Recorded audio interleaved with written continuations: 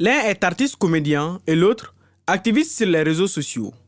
D'abord, pour Souleymane Keita, le comédien, selon les parquets de la commune 4, il a été interpellé pour être entendu sur les enquêtes portées sur une page Facebook. La dite page serait impliquée, entre autres, dans des atteintes à la vie privée, la diffamation, l'usurpation d'identité numérique et le proxénétisme.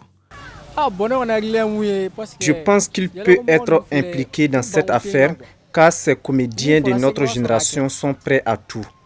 Je n'ai rien contre lui, mais c'est possible qu'il soit impliqué. Bon, pour moi, quand même, ce n'est pas une bonne chose parce que je pense que quand il n'est pas ce genre d'homme qui peut faire ça. En parlant de lui, du genre, il donne des conseils aux gens, donc je ne pense pas qu'il peut faire ce genre de choses, quoi. Moi, je ne pense pas. Je ne pense pas. On attend de voir, mais quand on arrête quelqu'un, on le traduit devant le tribunal. On essaie de voir qu'est-ce qu'il a fait. Comme ça, les gens seront beaucoup plus instruits. Mais il ne faut pas arrêter les gens à tout bout du champ. À chaque fois que les gens s'expriment, vous les arrêtez. Donc ça, ce n'est pas une bonne chose. Pour en tout cas la vie démocratique.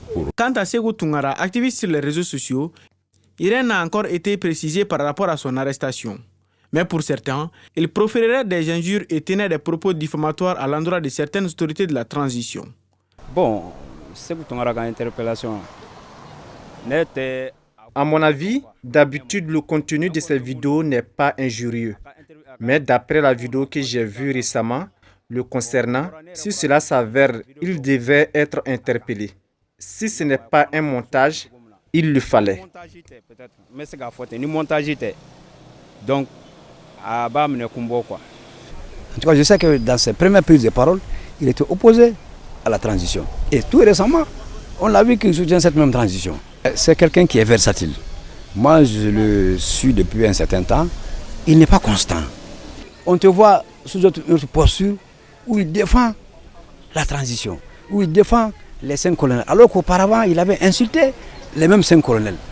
S'il a fait ça, c'est un délit. Ça, c'est un délit. Il doit répondre de ses actes devant la loi. Personne n'est au-dessus de la loi. Personne n'est au-dessus de la loi, certes, mais pour ces citoyens, il faut se demander s'il n'y a pas anguille sous roche quant à cette arrestation. Nous devons chercher à comprendre s'il a été arrêté pour une affaire d'État.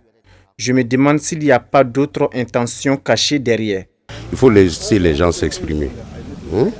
Et puis ça, ce sont actuellement des petites choses dans la vie du peuple malien aujourd'hui. On a beaucoup d'autres choses plus importantes.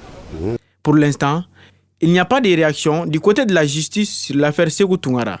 Selon les parquets de la commune 4, la garde à vue pour Kanté l'artiste a été levée et les enquêtes continuent toujours contre la page qui est à l'origine de son interpellation.